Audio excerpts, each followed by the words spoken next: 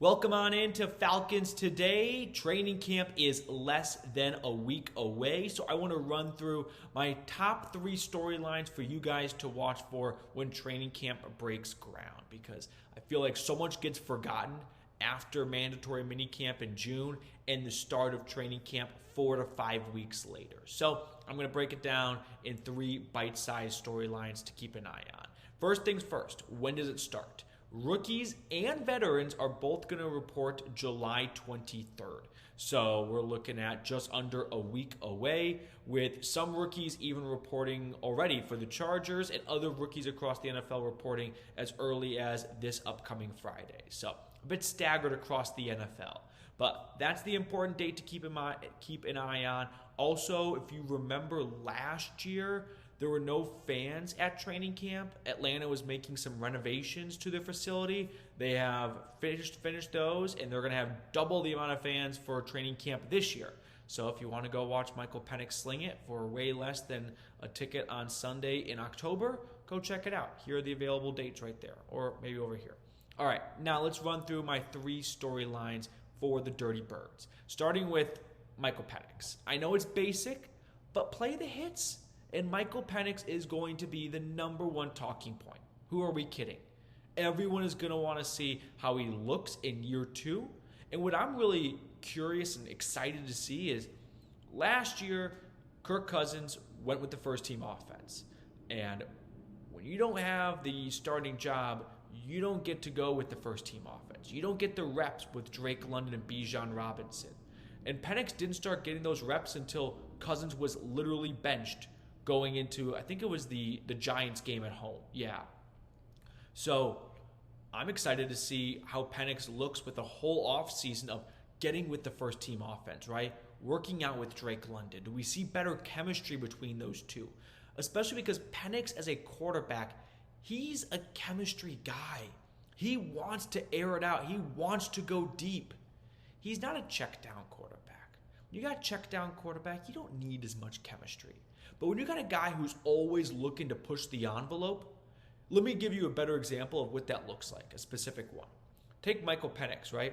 He is someone who wants to air it out. So he has to have that telepathy with Darnell Mooney to go, hey, if you and I see the same thing from the safety when we break the huddle at the line of scrimmage, if we see that safety shading to the inside, even if it's just by a yard, I'm willing to have you go deep and us push it a little bit. So even though the route initially called for you to run a slant, well, we're getting a favorable look from the safety, and you're not getting press coverage from the corner. So if we're seeing the same thing, let's be on the same page, and we don't even have to say it out loud. I can just tap my helmet, and all right, he wants to go deep because of what we're seeing. I'm going to run a go route. That stuff takes time. It takes years. And it's got to start. There's got to be a first time, right? And so I'm excited to see that connection, hopefully, that chemistry play out more during training camp. And I'm excited to see kind of what Kirk Cousins, his attitude is, right? Is he all in on being a backup, or is he, just going through the motions and he's kind of acting like a prisoner more than, a volunteer? All right, that's the first storyline. Second storyline, it's got to be Jalon Walker and James Pearce. The 2 first-round draft picks, the players you selected to hopefully and finally address the never-ending issue at pass rusher for the Falcons. Can Pearce and or Walker, hopefully, and be the long-term solution at pass rush? Does either player emerge as a week 1 starter? You've got Leonard Floyd, a 10-year NFL vet. You've got Arnold Ebiketie entering the final year of his rookie contract. 2 guys that have been around the league for quite some time now. Can Walker and or Pearce push one of those 2 guys for a starting job? And by starting job, I'm not even sure where that will be exactly, right? Which brings me to my next point. What's the best fit for them? Is it going to be outside linebacker? Or are we going to see this defense kind of shift more to a 4-3 defense? And now Pearce becomes a defensive end at a 3-point stance. These are all questions I can't wait to have answered when training camp really starts to get going. All right, before we look at the next storyline to watch for, quick shout out to our sponsor today, which is Factor. Summer is here, more sun, more light, more to do all the things that make summer so special. And the number one thing you don't want to be doing all summer is spending hours cooking inside. That's where Factor comes in with their chef-created, dietitian-approved meals that are ready in just 2 minutes, taking the hassle out of eating well. Enjoy more this summer. Get Factor if you want all the flavor and none of the fuss. They have 45 weekly menu options, including Calorie Smart, Protein Plus, Keto, and more. So if you are looking to save some time while also maybe eating a little bit better than dining out all the time, Factor is an excellent option for that. Get started at factormeals.com/FalconsChat50off and use code FalconsChat50off to get 50% off plus free shipping on your first box. That's code FalconsChat50off at factormeals.com/FalconsChat50off for 50% off plus free shipping. Factormeals.com/FalconsChat50off. All that information is in the comments and description of today's video. And now the third storyline I'm keeping an eye on are the training camp battles, right? The key battles specifically. And I've got 3 I'm going to run through here. The first one being linebacker.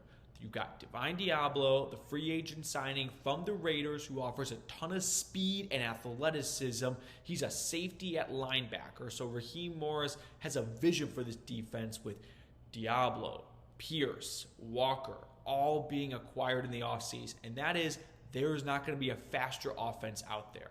There's not going to be any offense that Atlanta can't keep up with on defense. So you've got Deable versus Andersen, who's a bit more of your standard, traditional off-ball linebacker.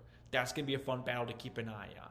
Next thing, you've got Xavier, the rookie safety from Notre Dame, versus Fuller, the safety who played under Raheem Morris in LA with the Rams and spent last season with the Carolina Panthers. Fuller's on a cheap 1-year contract. He is there as a veteran placeholder. I expect Watts to be starting games at some point this season. I want to find out, does that happen as early as week 1? All right, and then the third thing I'm going to keep an eye on, it is Alford versus Billy Bowman versus Clark Phillips for that starting nickel corner position. Those are 3 guys all vying for that same starting role. Last year, it was Alford at that spot. He did not fare well. Phillips is, I wouldn't say raw. He's been in the league for 2 years now, but probably haven't seen what you were hoping to see out of him because you went out in the draft and you went out in free agency and you targeted, players at that same position. So that brings me to Billy Bowman. Played safety at Oklahoma, but Atlanta said they are going to move him to nickel.